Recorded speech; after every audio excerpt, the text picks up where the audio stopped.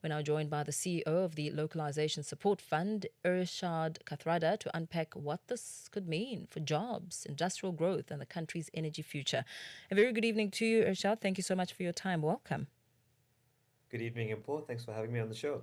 Now, your research, of course, as we start with the big picture and how significant this opportunity for South Africa's economy could be, your research suggests South Africa could unlock billions through this industry. Talk to us about how transformative this could be for the economy.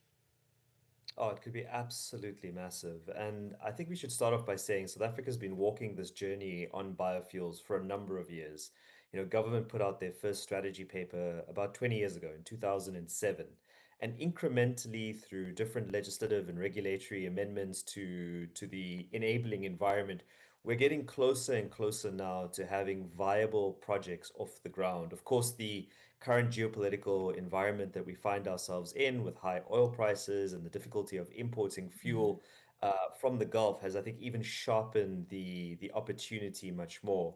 And so, we conducted this research really off the back of some legislative amendments which government made in August last year, where for the very first time they set the rules of the game, enforcing the blending mandate. So if there is biofuel production in South Africa, it needs to be blended in to the fuel source, at least 2% Mm-hmm. of it. And there's a great demand for billions of rands. But I think what it also did was set the price. And so we wanted to do some real proper economic modeling around, how commercially viable is it for crops like sorghum, like sugar, but also, what would need to be changed in order to make sure that we can turn some of the opportunities into realities. Yeah, and as you point to crops like sorghum and sugarcane as key feedstocks, how big is the untapped agricultural opportunity sitting here that South Africa hasn't fully capitalized on? I mean, it's absolutely massive. So let's start with the sugar industry. Hmm. South Africa is still the African continent's largest producer of sugar, but our industry has gone through a really challenging period and has gone through a period of decline, and that's in part to a number of reasons. I mean, we eating less sugar in our diets, which I guess from a health perspective that's really good, Hmm. but it's also meant that those livelihoods that are supported by the sugarcane industry have been deeply affected. And I mean, there are about 1 million people in South Africa in places like KZN and Mpumalanga who draw their livelihood from the sugar industry. Yeah. Industry stakeholders, including government, came together a few years ago to put together what's called the Sugar Master Plan, which talked about opportunities for diversification. How do we use sugar in an industrial way? Other countries are doing it. Brazil has built a significant industry off the back of its sugar endowment, and South Africa can do the same. And so, we're really seeing biofuels as having that key opportunity. And I mean, companies like Tongaat Hewlett have, gone through a business rescue. Yes. Getting biofuels right is going to make a huge impact to a company like that. Yeah, and that is a company that's also spoken about the many opportunities it wants to explore. With them now being, essentially going back on their feet. What kind of job creation are we realistically looking at here, especially as you mentioned, communities like KZN in rural and agricultural communities?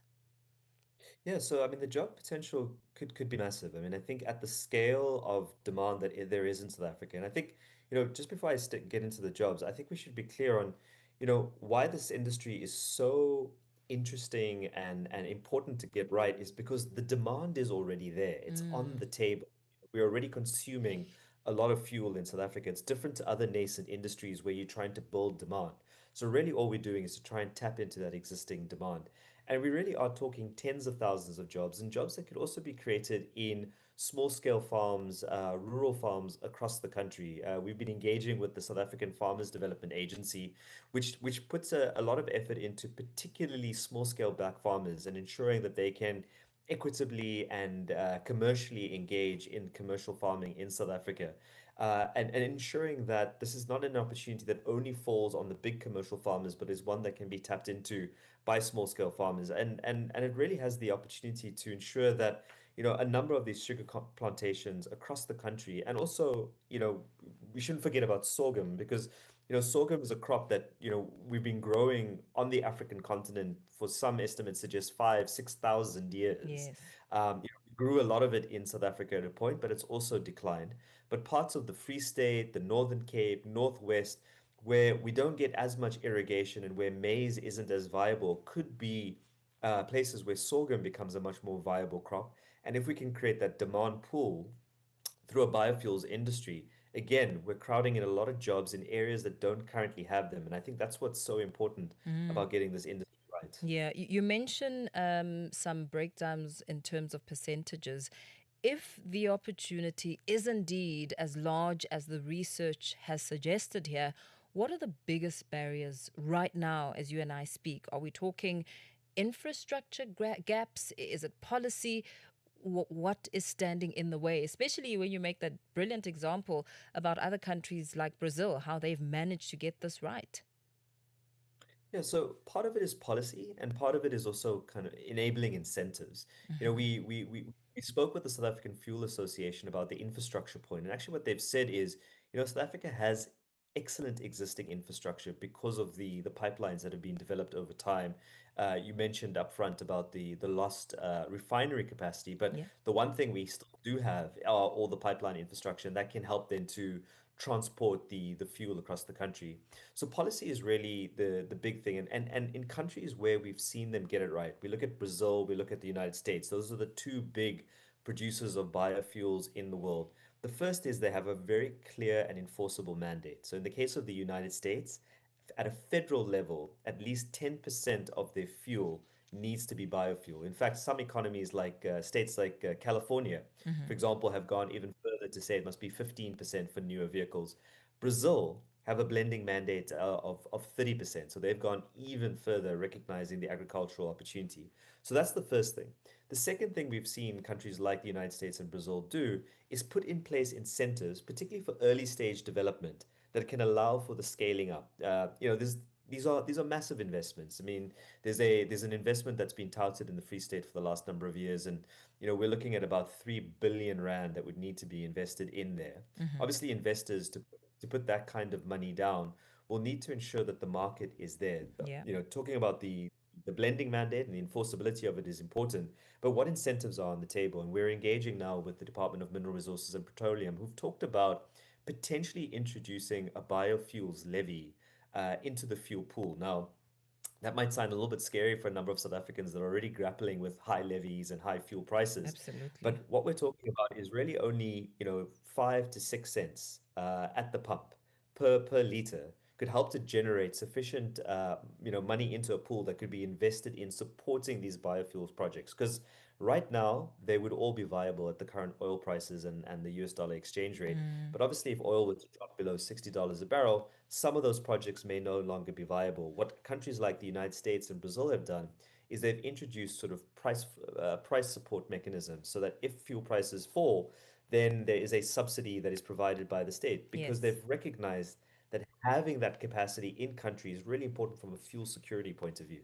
So how, in essence, I mean, you've covered some of it, but like in terms of fitting into South Africa's broader localization and industrialization strategy, where does this fit in? As you mentioned, all the contributing factors and the success it could become. Yeah, so it's a really big part of it, and I think what was really encouraging to see, we brought the industry together once we published the research last month. This includes government, investors, regulators, and there was a real strong recognition that for us to get this right, we need to be able to coordinate ourselves appropriately, and so. Representatives from the Department of Mineral Resources and Petroleum talked about the reignition of a task team effectively that can ensure that we work through all of the different policy objectives and also logistics and other things like that. It's a really important part of localization. It can create jobs not only in the production of fuel, but also up the value chain in agriculture. And there's another thing that's really important as well, Hmm. is that biofuels is an important way of decarbonizing road transportation in this Yes. country. We've spoken a lot about our various commitments that we've made, at the UN and other places. Road transport emissions is a big part of our broad emissions pool. Biofuels is effectively carbon neutral because, as you grow the crop, it's sequestering carbon dioxide from the atmosphere, Mm. and then that, you're burning it again. So it's a zero carbon source of fuel, and I think it's a really important thing as we think about it. Look, we've got to move electric in South Africa, and we've already seen through some of the numbers recently published Yes. that South Africans are buying more electric cars, but we're coming off a very, very low base. Yeah, If we do indeed want we to are. decarbonize road transportation, biofuels is probably one of the biggest things we can do to achieve some of the numbers that we're looking at. Yeah, indeed. Thank you so much for sharing that with us. We're going to leave the conversation right here. Wrapping up with CEO of the Localisation Support Fund, Irshaad Kathrada, as we speak about the potential when it comes to developing a local bioethanol industry.